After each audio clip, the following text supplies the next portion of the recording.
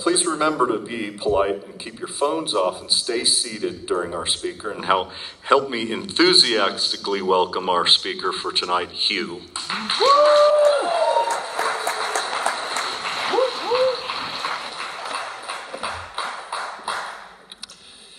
Howdy, I'm Hugh, I'm alcoholic. What's up, Hugh? And I was given two recommendations for this evening. One is that I wear a tie, and the other was that I think of 5 to 10 nice things to say about Mike Bennett. I'm pleased to report that I was able to complete one of them. And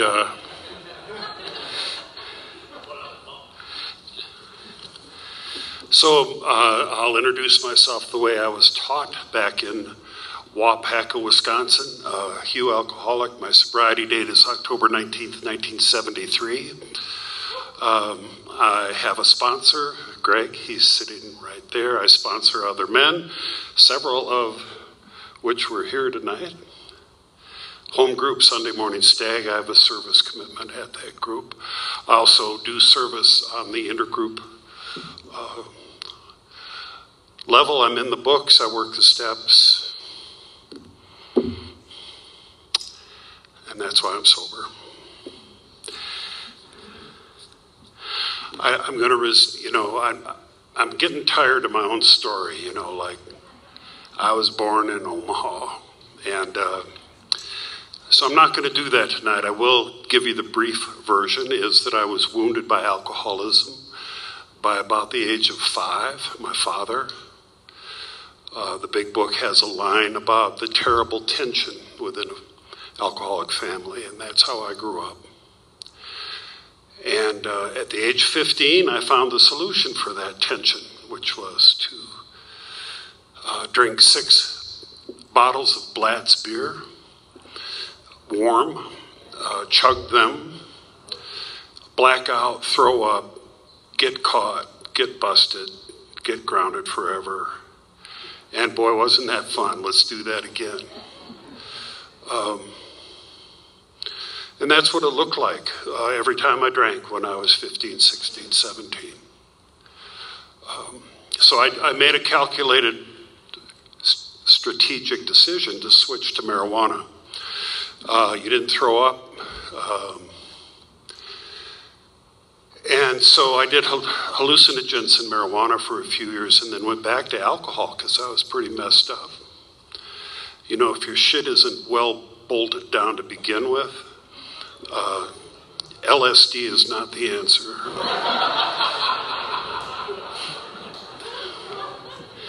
So, probably then from 18 to 22, I drank every day, or I did something every day. And this is how 15 to 22 looks, right? Boom, boom. And I was fortunate, short of taking my own life or spending the rest of my life in the state of Wisconsin asylum, to show up at a meeting in Waupaca, Wisconsin, population 2,500, on a Friday night in October 1973. A couple things happened at that meeting. One thing that I remember. When I left, a man followed me out the door and came up behind me and put his hand on my shoulder and stopped me. And I turned and he handed me a piece of paper with his name and his phone number. And he said, "Call me." And I actually think that I experienced steps 1, 2, and 3 that evening, like in a single breath.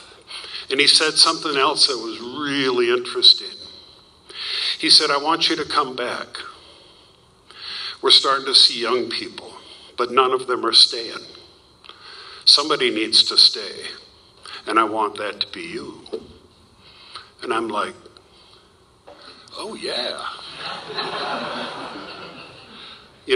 Dirtball, loser, freak, screwed up my life, hurt, the harm. And in that moment, I had purpose. I did. And I called him. And I haven't had a drink since. I got a problem. I need help. Please help me. And I'm going to follow direction. Right? Sister organization, Narcotics Anonymous, has a line in their blue book that I love. You don't have to understand this program for it to work. All you need to do is follow direction. So I want to talk a little bit about differences. I was taught early in AA to look to see what we have in common, not how we might be different. And I was different. In 1973, there weren't any young people in Wisconsin anyway.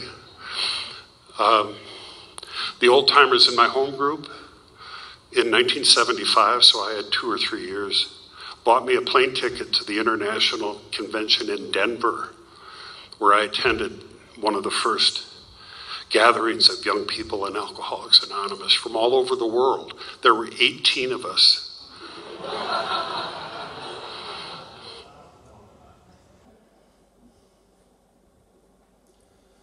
So I was young. I was part of that first wave of what are called poly drug abusers, meaning if you put it in front of me, I would do it. But I'm appreciative that the people in my home group, small town, conservative, older, 40, 50, 60, 70, they just embraced me. They did not let me run away. They were not afraid of me.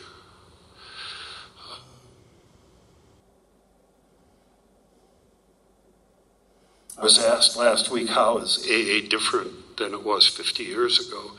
And honestly, the basics are absolutely the same, right?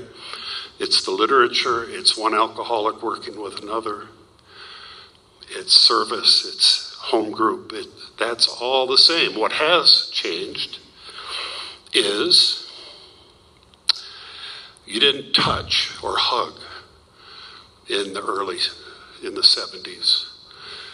You closed at the end of the meeting like this. Nobody, hold hands. No hugging. Some of you know I'm a little hug adverse, I don't, it's all right, but come on. Some of that comes from my heritage. Smoking. Everybody smoked, and you smoked in the meeting, and you chain smoked. So in this meeting right now, we'd all be smoking, and there'd be this cloud, Somebody would come in and they'd say, I can't stay because of the smoke. And we'd say, oh man, you got to be serious about your recovery.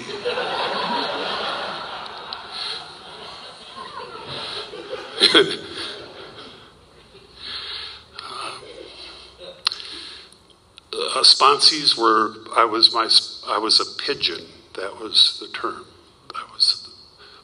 His name was Bob, the man that stopped me. I was his pigeon. And the one change which I really love is the advent of 1-hour meetings, which in Wisconsin, I've been here 10 years, so I was there 40,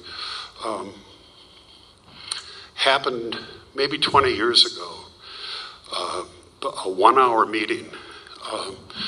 The meetings used to last as long as until somebody shut up. And you'd always get some bleeding deacon old timer at 10 after decide to tell you his whole life story.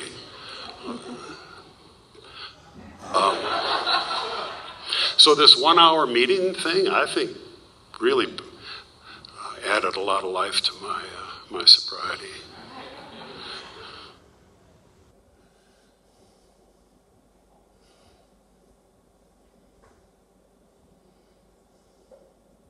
Another difference, and I want to make a point. When I say different, I don't mean better or worse. That humans want to stack things up. So I'm going to explain a difference, and I'm not saying it's better. I'm just saying it's a little different.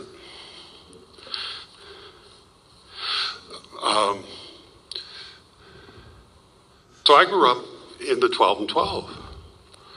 You know, you'll hear somebody say, well, you got to sit down and read the big book with your sponsor. Really? I never did that. Every week, 12 and 12 study group. And sponsorship was literally, here's the books. Read them if you want. Give me a call if you have any questions. It's kind of different. But I was willing. I was scared. And it's that which drove me. I sponsored men where I realized that I'm doing more of the work. I'm more willing than they are. It doesn't go well. The other book that we used, which some of you have heard of, was called The Little Red Book. Really helped me understand the steps. Non-conference approved, but widely read in my area. My sponsor rarely told me what to do.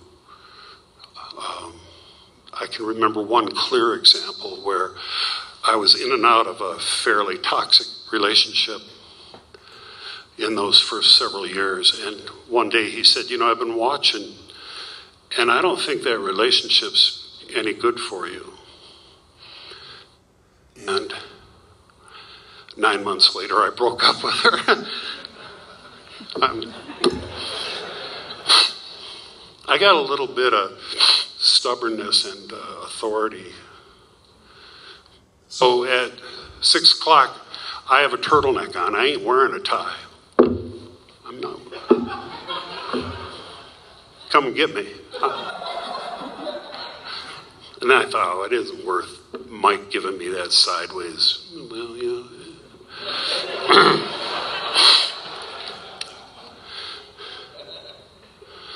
So the other part of this that really helped me, this came out of a conversation about a month ago with a young man.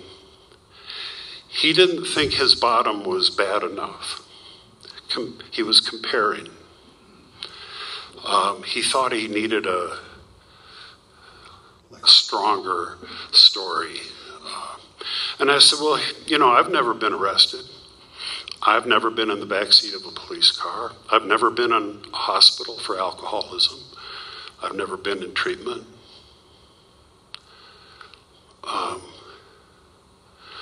But I belong as deeply in as anyone else. We get hung up on the wrong thing, right? It's this. It ain't that. But I'm sober 6 months. I'm starting to feel better. My ego starts to bounce. And I'm thinking, from watching, that I needed to relapse, because that's what we do, right? How many of you have come into AA and stayed and stopped once? Boom. But I got it in my mind that relapse was, and you'll hear this, that relapse is part of recovery. So, and I didn't have a relapse story, and I'm always comparing and competing, so I need a relapse story. So I tell Bob, I say, Bob, that poor man. Here's the point here. I was telling him what was going on in my head. That saved my life. One person, everything. All the crazy shit.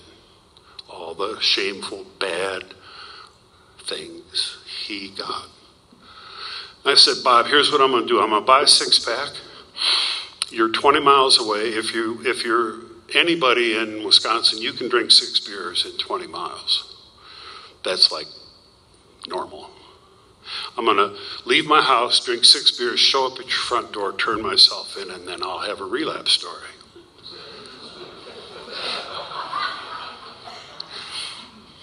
Here's what Bob said. He said, Hugh, that's not what's going to happen. And in that moment, I understood powerlessness really clearly for the first time. He was right. That I would exercise that control. I loved hearing early that it's not the 20th glass of beer, it's the first one. That once alcohol goes into me, roulette wheel, right? You have no idea. And I understood that. And I stopped thinking that I needed to relapse.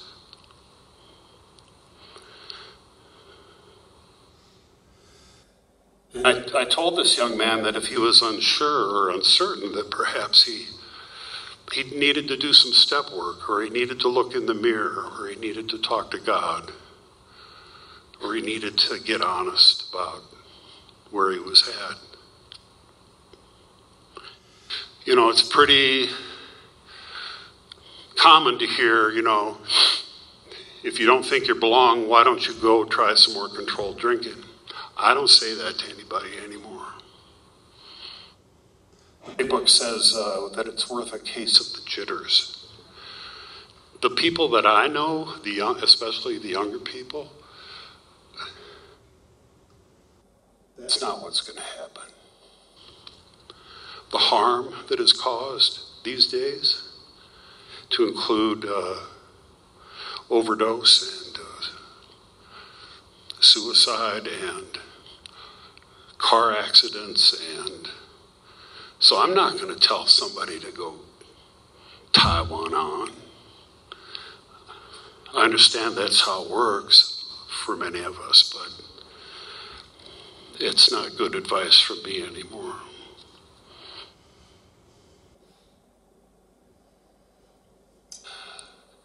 So I was complaining to Bob one night that I noticed that not everybody was staying sober in AA. And then I'm like, I'm 23, I'm righteous. Hell, if I'm doing it, you got to do it. People were coming and going. People were relapsing. One of the poignant experiences was Bob calling me up and he'd say, get down here. That meant I got to drive 20 miles to his house. Get down here. I got something to show you. And what he had to show me was a man from our home group who had relapsed after 3 years, sitting on his couch, coming off a drunk, lost his job, crashed the company car, got kicked out of his house, all in one day. And that's what Bob wanted to show me. So I say, Bob, we got to fix this up a little bit. And he said, this is a real interesting comment. He said, Hugh, AA is not for everyone. And I'm like, what do you mean? He said, no. All that matters in this thought is AA is for me, right? It works, has worked wonderfully. I was sober about a year, and then another young man came in, and he and I became best friends. He and I are still in touch. He drifted away from AA into his religion. He has been sober 49 years, 4 children, happily married. He's now the pastor of his church. AA was not for him, but he found what he needed. That's cool. My dad got his ass intervened upon 1978, went to treatment, came out, never had another drink, did nothing.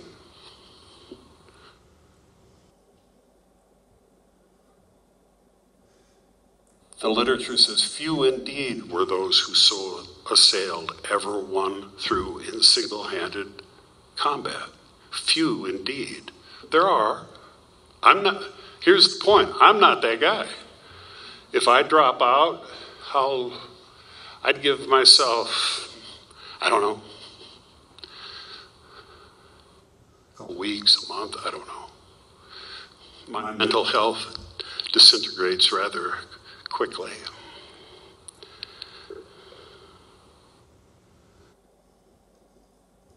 All right.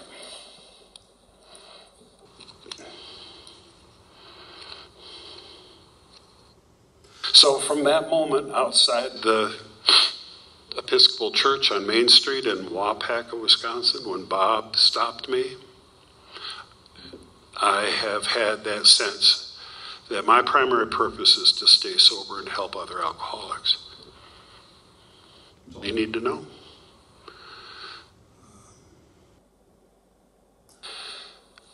I was a pre-med major during my brief college career. When I say that I attended college, the truth is that I was in the same city as the college.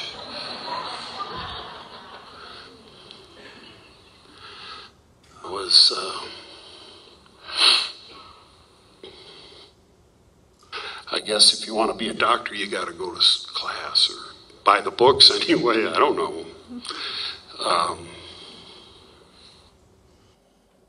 was too sick to work for 5 or 6 months. I made cash by helping a man who was a carpenter. I'd help clean up his, he was a framer. And at 5 or 6 months, I got a job in a gas station pumping gas. I told my mom not to be embarrassed anymore because I was a petroleum transfer engineer, right?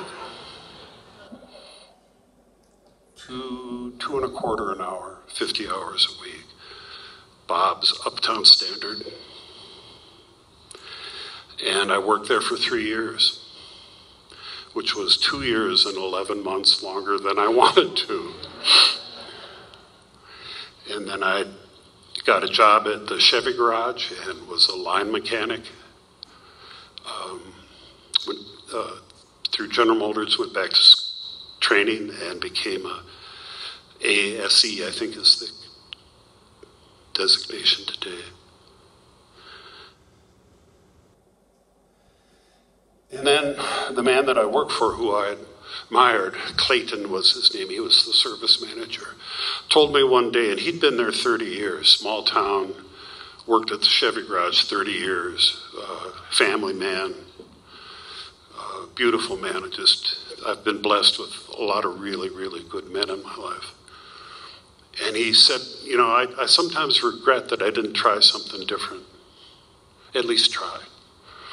And that was it. I went back to school. I got hired as a trainee, counselor trainee for the county. And the only part of that I want to share is that I was told by the elders that I could go ahead and do that. I just wanted clean hands. I didn't, today mechanics wear gloves, right? Sissies.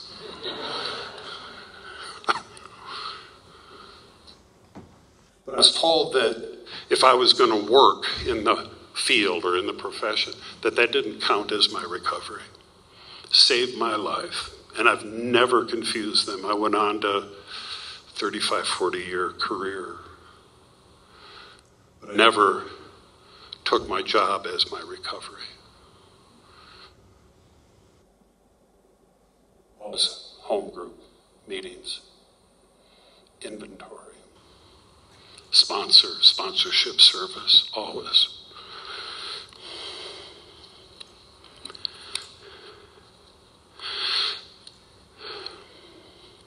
So last year, we had a golf tournament to benefit Safe Harbor. And where's Ozzy? did he go, what are you doing back there? So Ozzy and me and another, we had a team, and then one guy didn't show, so we had an opening for a foursome. And they paired up a man to play with us, and you get to know them and you talk. And he let me know that he had 38 years of sobriety. And he showed me his coin, one of those really nice enamel high-end ones. Did you get any of those, Mike? No.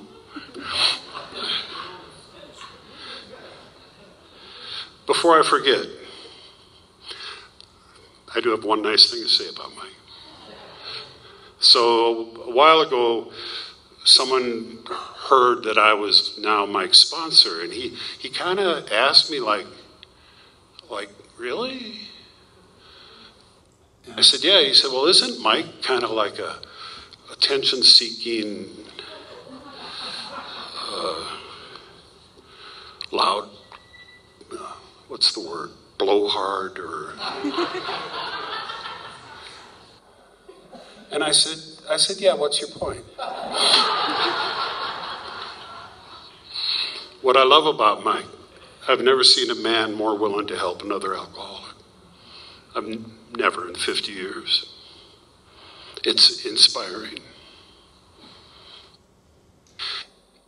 And he teaches that when we're depressed or anxious or feeling sorry for ourselves, which is every day, to stop thinking about ourselves and make a phone call. Do something for another alcoholic. Forget about yourself. If it's only for 5 minutes, I think that's wonderful. All right. So what it's like today.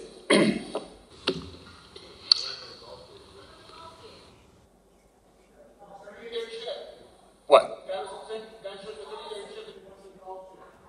Oh, shit. Yeah, I'm all right.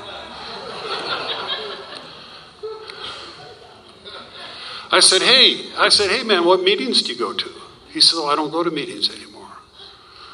I said, oh, really? And he said, oh, I got married and things are good. And I wanted to punch him in the mouth.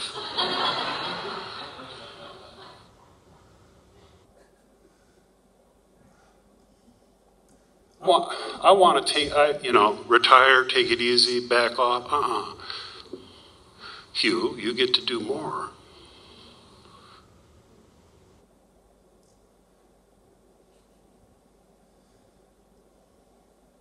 I don't want to be that guy.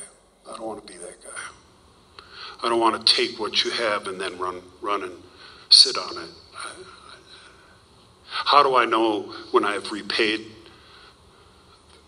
what you've given me? I don't. I can't figure that out. All right, so the last couple months have been the hardest months I've had in a long, long time. Those of you coming up on 50, it sucks. No. Health problems. One of my children has been very ill in a life-threatening way. My only brother is in a nursing home in Westfield, Wisconsin, half paralyzed, Parkinson's. It's just not fair.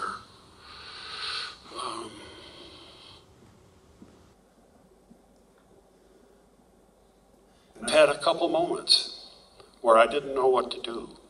I didn't know. They say, well, you do the next right thing. I didn't know what that was. And a lot of you know Greg S. and his wife, Cindy. Greg and I are friends. And I walked by him one day down at Intergroup, and he had this little pamphlet. It's called The Golden Key, Emmett Fox. And he didn't intend to give it to me, but as he walked by, he just handed it to me. And this little thing has saved my ass in the last couple of months. And all it says is, stop thinking about your troubles. Think about God. Think about somebody else. Stop trying to figure it out. And that exercise has helped me a ton in the last couple of months.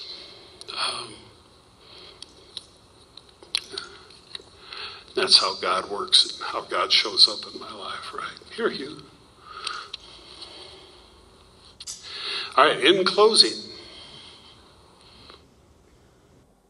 my best friend in AA was a man named Jim Patterson, Jim P. Jim died 2 years ago with 59 years.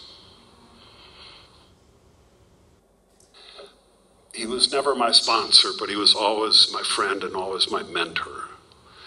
And I really liked Jim, and he really liked me. He was always interested in what I was doing. He was always supportive of whatever I was up to.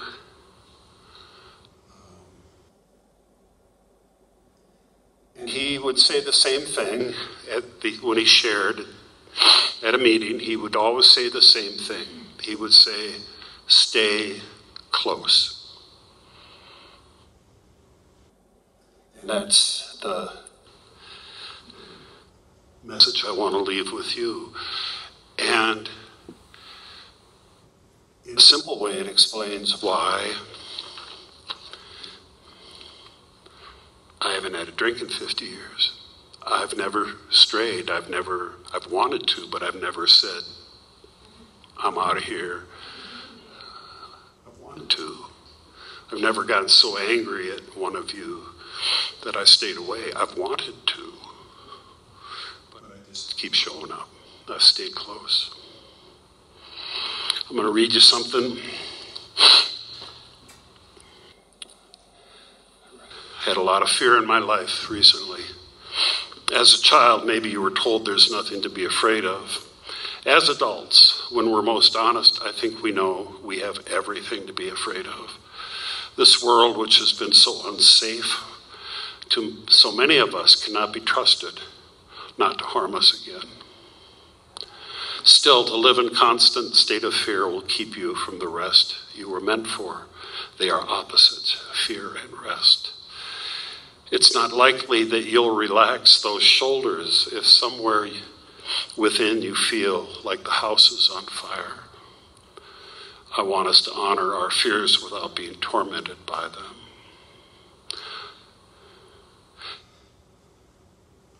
That's a version of my story. Thanks for having me. Love you all. Thank you.